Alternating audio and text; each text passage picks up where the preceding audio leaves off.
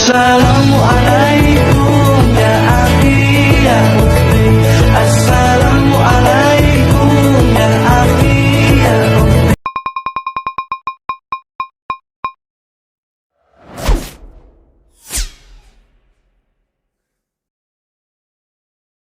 Sedekah ya sedekah, biar hartamu berkah.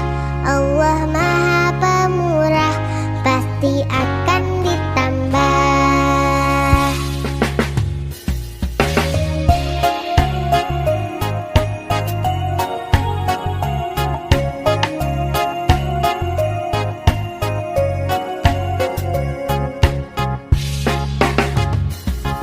Allah Maha Kaya, Allah Maha segalanya. Jangan kau takut miskin harta. Indahnya saling berbagi, indahnya Hayya 'alas salat.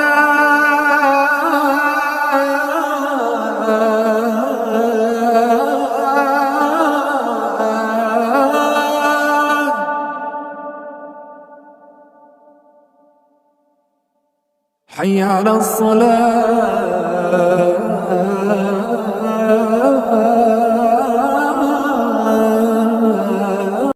Ayo sholat, lelaki muslim pasti sholat Jumat. Ayo sholat, lelaki muslim pasti sholat Jumat. Sohibul Hajat, Jumat Berkah, 1 Maret tahun 2024.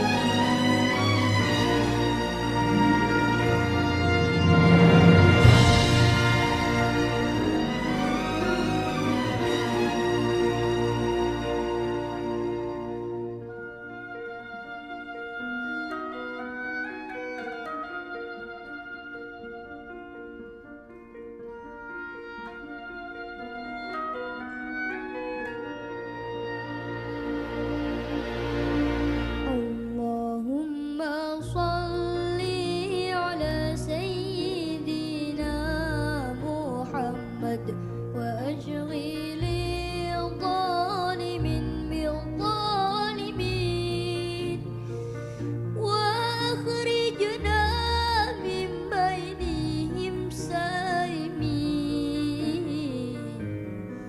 wa ala alihi wa sahbihi wa sallim. Allahumma salli ala sayyidina Muhammad wa ashghili zalimin bil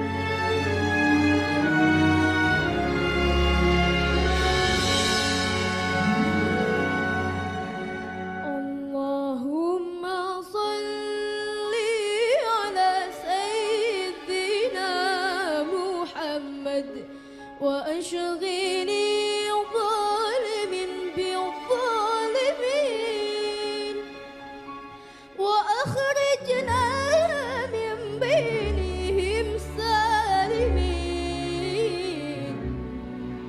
wa ala alihi wa sahbihi wa sallim.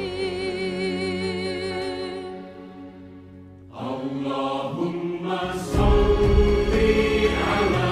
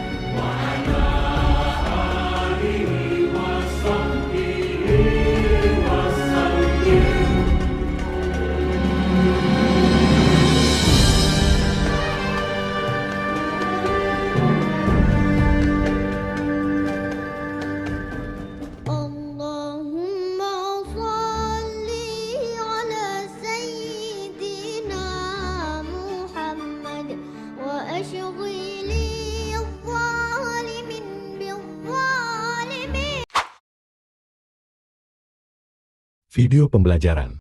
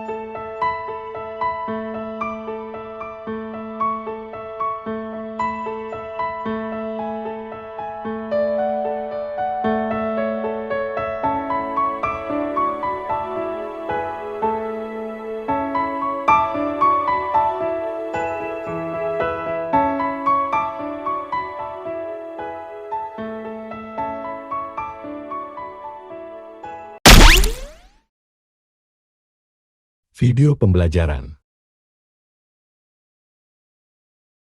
Ini Astrid, saya juga seneng kok bantu anak yatim, tapi saya butuh pemasukan.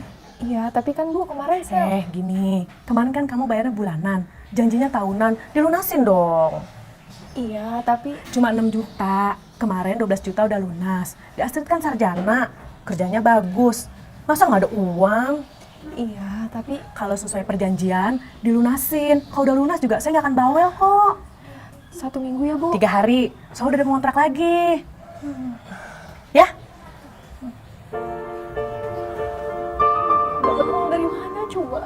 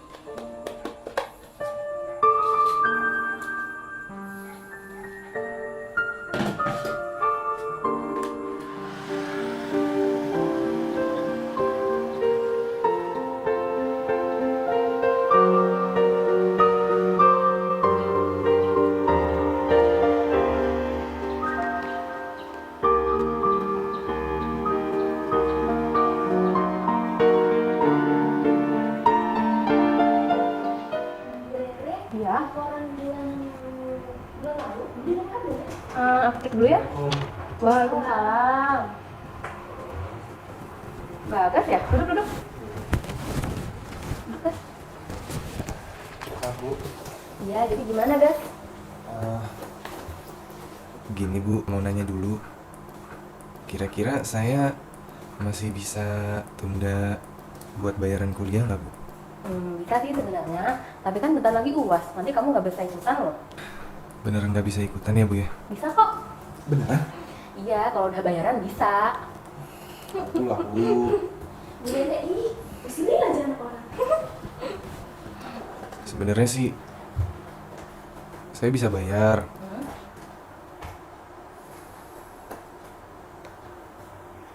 Terus? Nanti ya Bu ya. Maaf Bu. Iya. Gimana ya? Ini kan hak orang lain. Ini kan gue tabung juga buat orang lain, bukan buat gue. Kok gini sih? Tapi kan gue juga butuh uang buat bayar kuliah. Apa gue pakai aja ya uangnya? Udah sih Ren, gak usah sosokan ngomongin isi pikiran gue. Ya terus gimana, Gas? Ya udah sih, lu kan juga lagi butuh. Ayolah. Ren, lu kan tajir nih. Ah, enggak, gue miskin. Terus lu baik gitu. Enggak, gue orang jahat. Terus, gue kan sahabat terbaik. Enggak, kita tuh temenan cuma 2 mata kuliah doang. Terus, gue itu kan anak yatim. Wah, gila lu ya. Lu udah 21 tahun, men. Bukan anak-anak lagi. Lu mau Enggak. Gua nggak bakal pinjemin lu duit. Gue kan cuma usaha.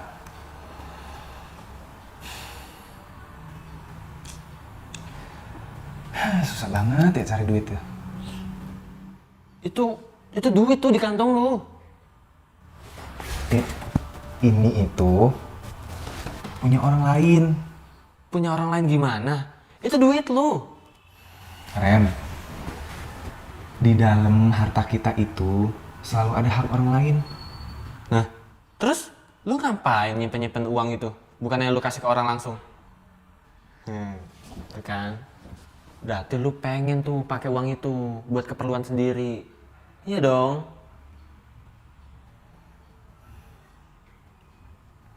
Gue balik deh.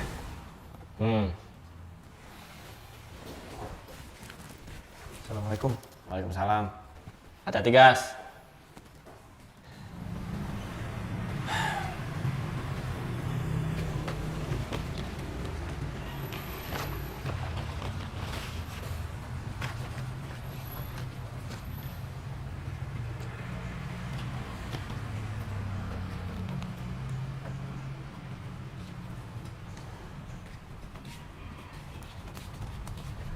Kak, kakak banyak uangnya ya?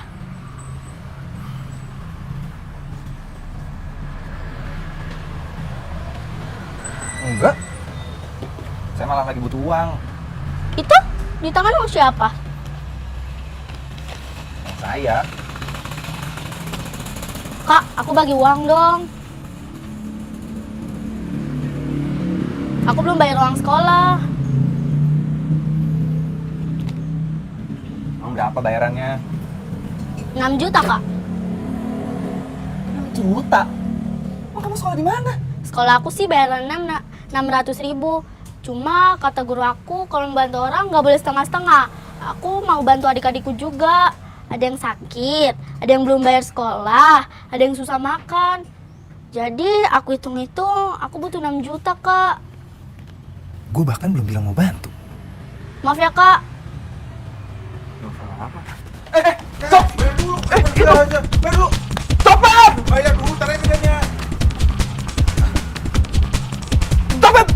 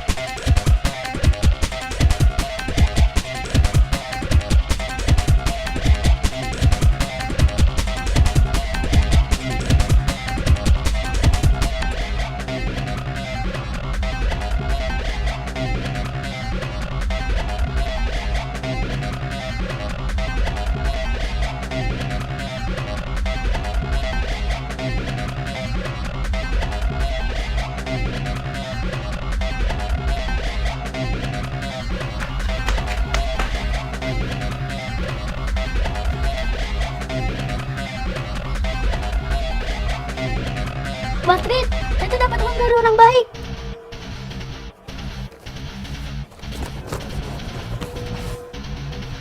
Siapa, Cak? Ini dari siapa? Dari om baik, Bu. Jadi kita bisa bayar kontrakan ya Bu. Caca nyarinya susah nih. Iya, tapi ini dari siapa, Cak? Dari Om itu Bu. Maafin Caca ya, Mas Bagas. Gak nyangka Caca bisa ngelakuin kayak gitu. Nggak apa-apa sih Mbak sebenarnya. Tapi tadi saya cuma kaget aja. Caca itu sumber semangat saya, Mas. Gak nyangka deh pokoknya kalau dia ngelakuin kayak gitu. Dia juga pahlawannya anak-anak. Pahlawan? Maksudnya? Iya, Caca itu selalu membagi uangnya. Uang yang dia dapat dibagi 3. Yang satu untuk tabungan, yang satu lagi untuk jajan, dan yang satu lagi tulisannya sedekah. Tapi yang sedekah nggak pernah ada isinya, Mas. Kenapa? Iya, kata Caca nggak boleh lama-lama nyimpan hak orang lain. Dari kapan dia nabung kayak begitu? Mas Bagas mau tahu dari anaknya langsung. Caca, boleh Om tanya? Caca, kapan mulai nabung? Dari pertama Caca ketemu Om. Ketemu saya? Kapan?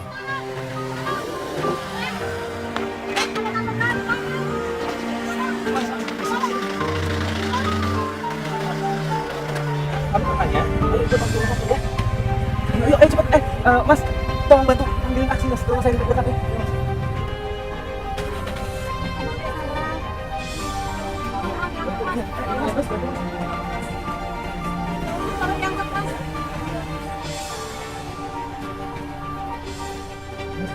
Bantu ya, tolong Mas ke rumah sakit, nanti saya bantu, saya naik motor ya. Tapi Mas, Mas, ini nyawa orang Mas, tolong ya Mas. Mas tolong Mas. Tolong Mas. Rumah sakit terdekat ya Pak. Berapa semuanya, Sos? Sama UGD 4.200.000, Mas.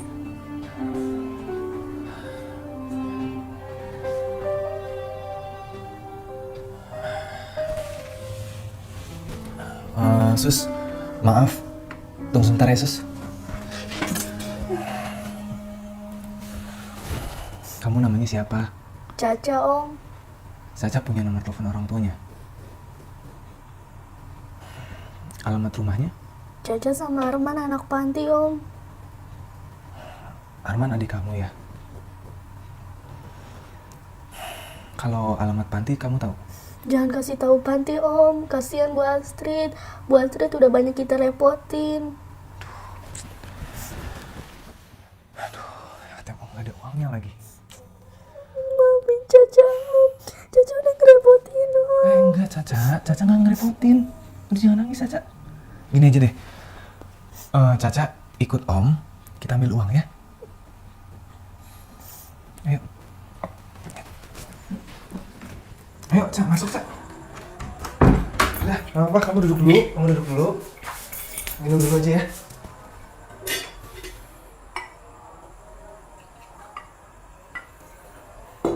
Kamu minum dulu, kamu tunggu sini ya bentar ya.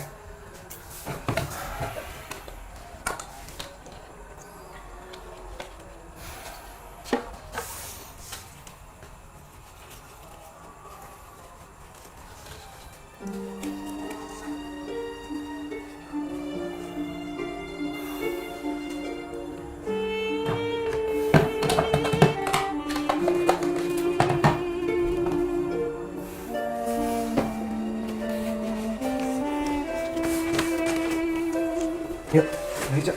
Om, itu uang Om. Iya. Aku gak enak. Kenapa? Gak apa-apa. Tapi nanti kamu kasih tahu ke ibu siapa yang di panti tadi kamu bilang. Bu Astrid. Iya, Bu Astrid, kasihan kalau dia nggak tahu kan. Kamu kasih tahu nanti ya. Tapi itu uang Om. Ini bukan uang Om. Ini uang berobat adik kamu yang Allah titipin ke Om. Yuk, udah yuk, kasihan nanti adik kamu. Ayo, Cak. Jadi Mas Bagas yang nolongin Arman. Saya nggak begitu inget sih. Oh, makasih banyak ya Mas, makasih banget. Caca bilang makasih sama Om Bagas. Makasih Om. Minta maaf, Ca. Maafin Caca Om.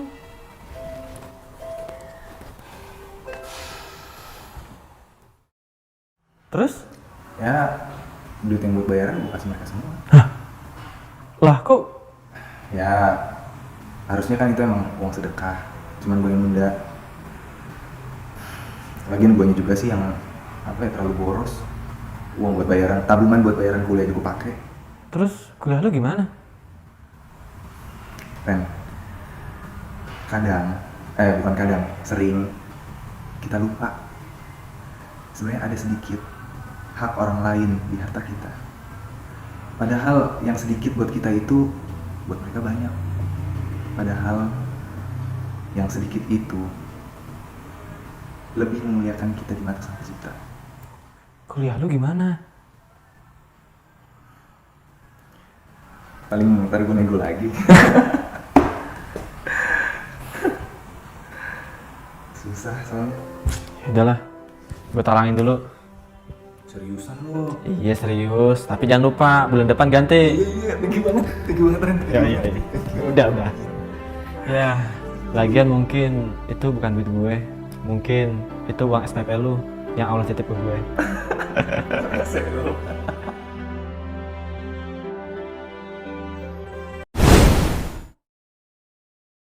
Alangkah indah orang bersedekah, dekat dengan Allah, dekat dengan surga.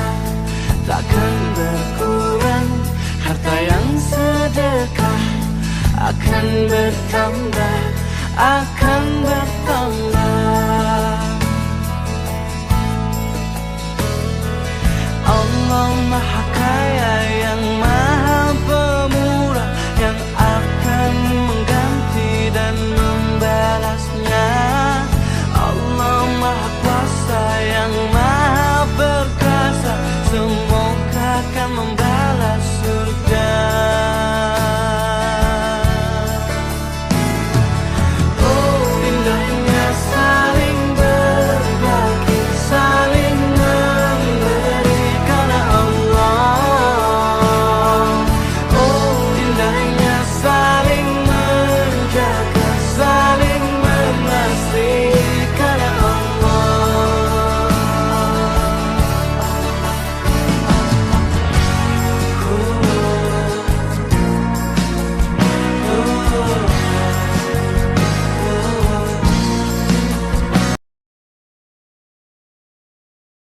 Jangan takut dengan rizki. Kita harus takut kalau ditinggalkan oleh yang punya rizki, Allah subhanahu wa ta'ala. Jangan takut dengan dunia. Takutlah kita kalau ditinggalkan oleh yang punya dunia. Takut sama Allah ya akhi. Antum punya Allah, gak ada yang kurang. Miliki Allah. La ilaha illallah tertanam dalam hati. La ilaha illallah. Merasa kita punya Allah. Kalau merasa punya Allah gak akan kekurangan antum. Yang miskin itu yang nggak pernah merasa cukup, yang nggak ada Allah dalam dirinya. Maksudnya nggak ada la ilaha illallah. Akhirnya semua cara ditempuh. Kalau la ilaha illallah itu semuanya dipastikan baik. Allah ridho nggak? Allah ridho nggak? Allah ridho nggak? Nggak akan kekurangan. Susun dengan baik. Nah cara nyusunnya, tempatkan dulu prioritas akhiratnya apa. Turunkan ke bumi, jadikan sebagai aktivitas. Susun rencana. Tinggal kerjakan, nunggu meninggal. Gitu aja simple.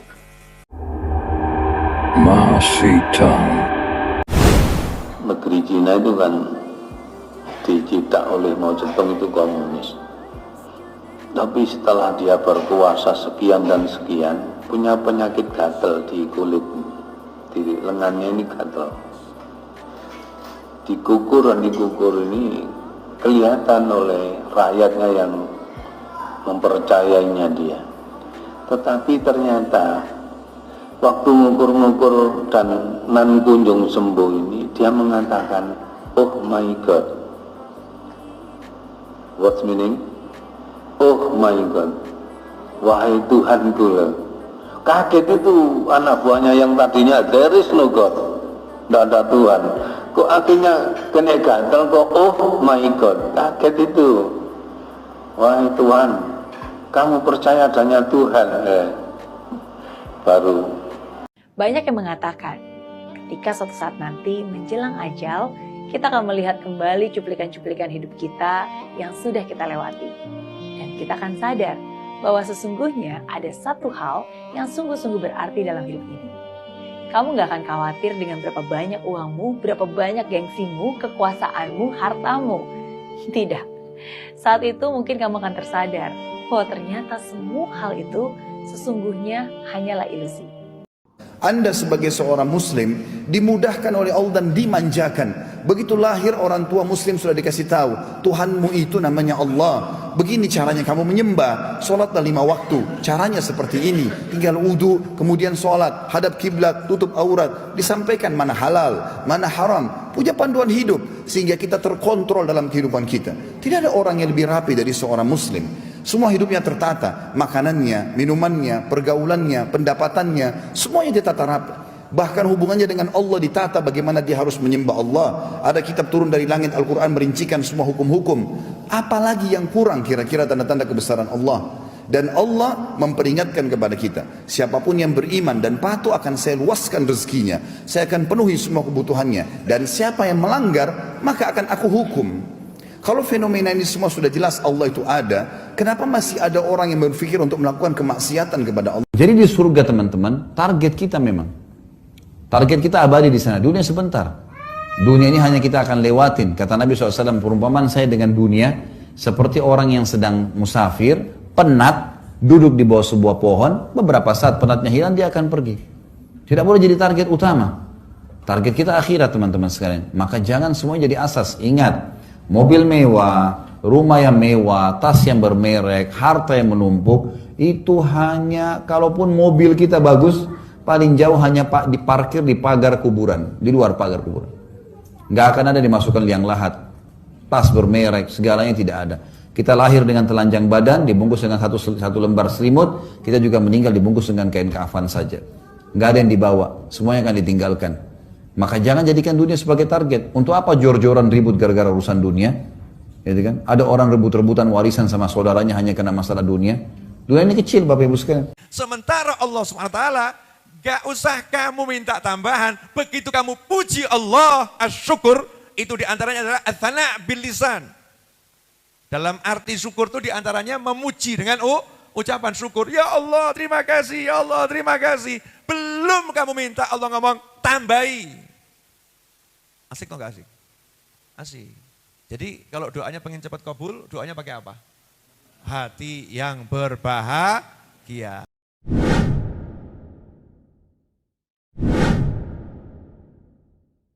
Video dakwah.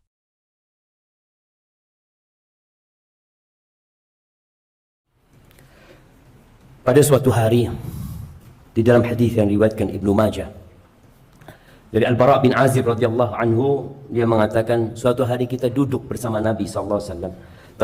Tahu-tahu Nabi melihat ada segerombolan orang yang kumpul. Nabi bertanya, ala ma ijtama'a haula? Mereka kumpul ngapain? Oh, mereka lagi gali kuburan ya Rasulullah.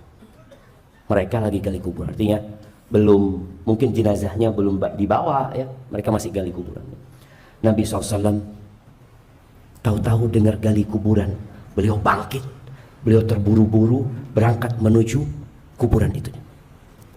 Kemudian di depan kuburan itu beliau bersimpuh. Al-Bara' mengatakan, akhirnya aku menghadap Nabi SAW dari arah yang berlawanan. Aku mau lihat Nabi ngapain sih. Fabaka hatta balla thara min dumu'i. Beliau menangis sampai basah, tanah di depan Nabi SAW itu basah. Pernah kita nangis seperti itu jemaah? Ini Nabi SAW yang tadi dosanya sudah diampuni, yang lalu dan akan datang. Thumma aqbala alaina. Setelah beliau menghabiskan air matanya, beliau kemudian menghadap kepada kami mengatakan, ai ikhwani limithli hadzal yaum fa'iddu. Wahai saudara-saudaraku, untuk yang seperti ini, untuk yang seperti hari ini nih, hendaklah kalian persiapan. Apa persiapan kita jemaah? Ya, Anda sendiri kadang-kala kalau baca hadis-hadis seperti ini, Anda bertanya kepada diri Anda, antum apa persiapannya? Coba kita buka koper kita kalau kita mau perjalanan jauh. Isinya semuanya siap. Ketika kita tahu kita akan lewat tol, kita akan isi e-tol kita, dan kita akan letakkan di tempat yang mudah. Bahkan ada yang e-tolnya kasih apa? Kasih tongkat. Dia ingin kemudahan dalam perjalanan dia.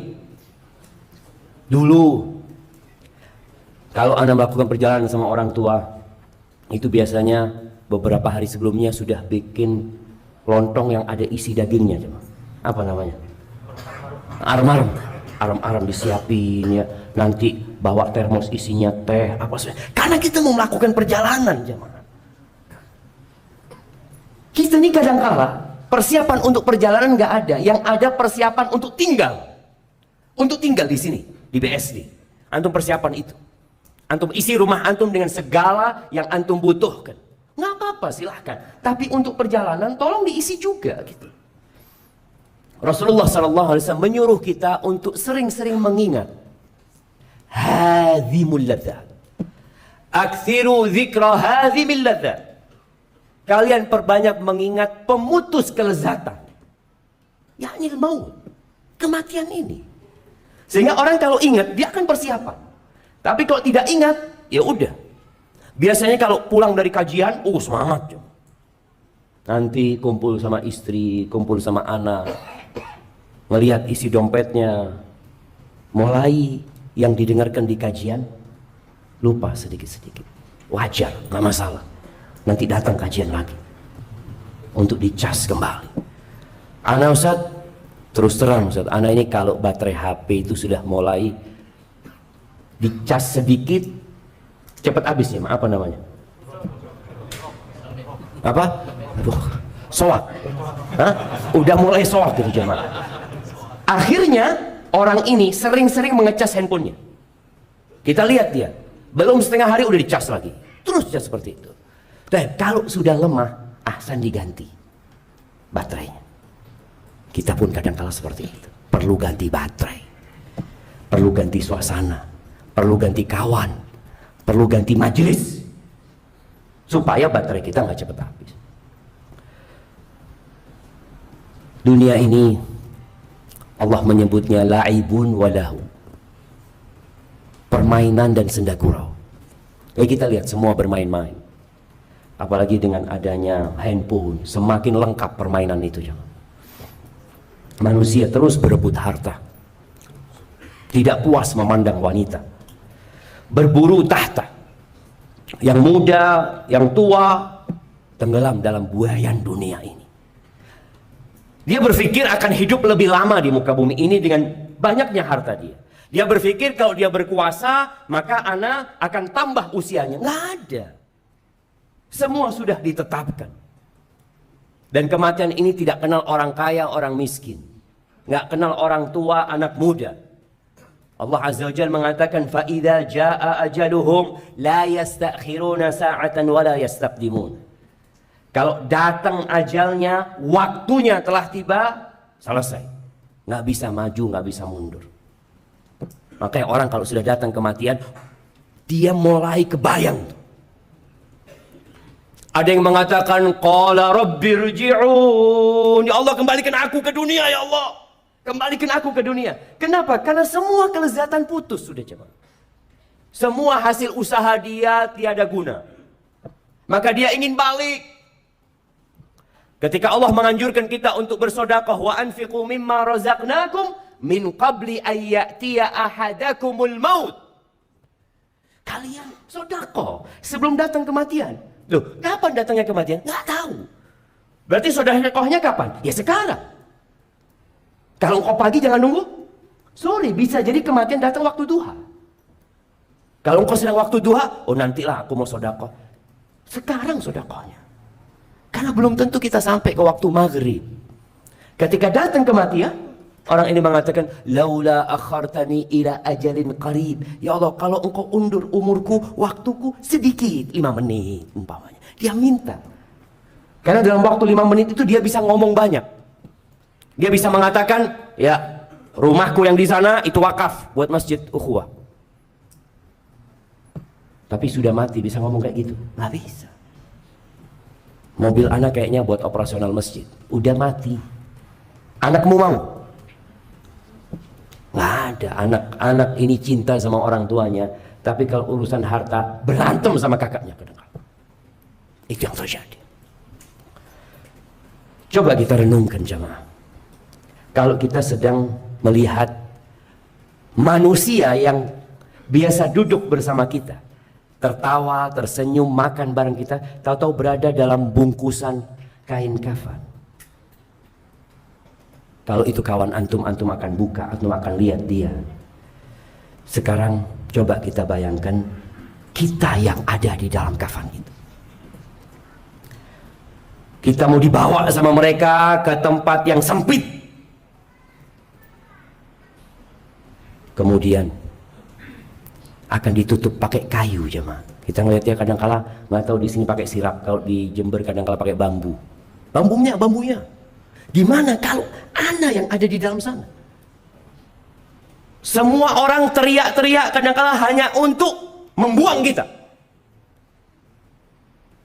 Ada anak-anak yang mengatakan, "Bapak, biarlah di rumah seminggu." Karena bapaknya mati. Kenapa? Aku kepingin ngelihat bapak 7 hari lagi. Nggak ada. Anaknya mengatakan, "Bismillah sudah, cepetan. Cepat dikuburkan." Gimana kalau kita yang ada di tempat itu? Selesai ditutup dengan tanah, ditinggal. Bayangkan malam pertama antum di situ. Makanya kita lihat jemaah, orang itu kalau mau dipenjara, takut dia. Hanya dipenjara. Berapa kelezatan yang harus dia tinggalkan ketika dia dipenjara? Di penjara masih dikasih makan. Di penjara itu masih boleh tidur. Di penjara itu masih boleh dikunjungin. Tapi kita melihat bagaimana orang berusaha untuk tidak dipenjara. Padahal kasusnya benar, dia melakukan perbuatan dosa. Dia sogok hakimnya kadangkala, dia sogok jaksanya. Dia berbuat macam-macam supaya tidak dipenjara. Kalau dipenjara 12 tahun dia berharap gimana jadi 2 tahun. Bagaimana jadi lebih ringan lagi. Itu dilakukan manusia. Kelezatan yang dia tinggalkan banyak hanya dengan dipenjara. Bagaimana dengan kematian? Semua kelezatan yang dia biasa merasakan di dunia hilang semuanya. Al-Imam At-Tirmidzi meriwayatkan dari Abu Hurairah radhiyallahu anhu bahwa Nabi SAW mengatakan, "Ma ra'aitu manzaran qat illa wal qabr afdha minhu." Aku tidak pernah melihat pemandangan yang mengerikan kecuali kuburan itu lebih mengerikan. Antum kalau lewat penjara, pagernya tinggi, kadangkala antum akan mengatakan, "Na'udzubillah, mudah-mudahan anda nggak ada urusan sama penjara ini." Ketika antum lewat kuburan, sekarang sebagian kita mulai biasa lewat kuburan, nggak pernah mengingat kematian lewat kuburan. Nggak pernah dia mengatakan, "Assalamualaikum ahlad diyar minal mu'minin wal muslimin." Padahal itu kata Nabi SAW pemandangan yang paling mengerikan. Bagaimana Utsman bin Affan ketika dia berdiri di depan kuburan, lalu dia menangis sampai membasahi jenggotnya. Ada yang mengatakan kepadanya, "Tadhkurul jannah wan nar wa la tabki." Utsman, engkau itu ingat surga, ingat neraka. Engkau nggak nangis. Wa tabki min hadha. Dan engkau menangis gara-gara melihat kuburan ini. Apa kata Utsman? Qal, "Inna Rasulullah sallallahu alaihi wasallam qala, innal qabra awwalu manazilil akhirah." Sesungguhnya kuburan itu adalah tempat persinggahan pertama menuju akhirat. Kalau bicara surga neraka, ini loh tempat pertamanya. Ini pintu masuknya. Jadi kadangkala yang terdekat sama kita surga apa neraka? Ya kuburan. Kuburan ini yang paling dekat. Fa inna minhu ahadun fama ba'dahu aisar minhu. Kalau selamat dari sini, yang sesudahnya akan lebih mudah. Wa in lam yanju minhu fama ba'dahu asyaddu minhu. Tapi kalau nggak selamat di tempat ini, ya sudah, yang setelahnya akan lebih dahsyat lagi buat dia.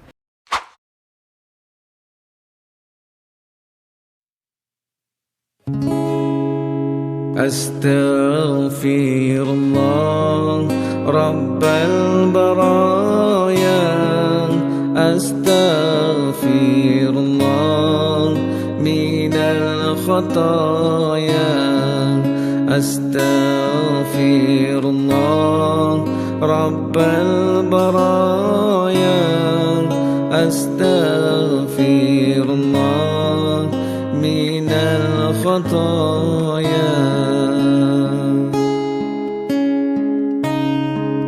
ربي زدني علما نافعا ووفقني عملا مقبولا ووهب لي رزقا واسعا وتب علينا توبة نصوحا وتب علينا توبة نصوحا حسبي ربي جل الله ما في قلبي غير الله نور محمد صلى الله لا إله إلا الله سبحان الله والحمد لله ولا إله إلا الله سبحان الله والحمد لله ولا إله إلا الله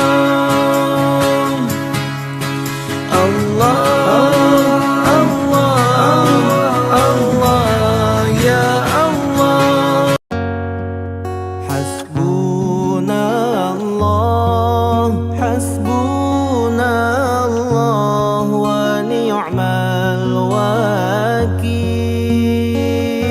الوكيل نعم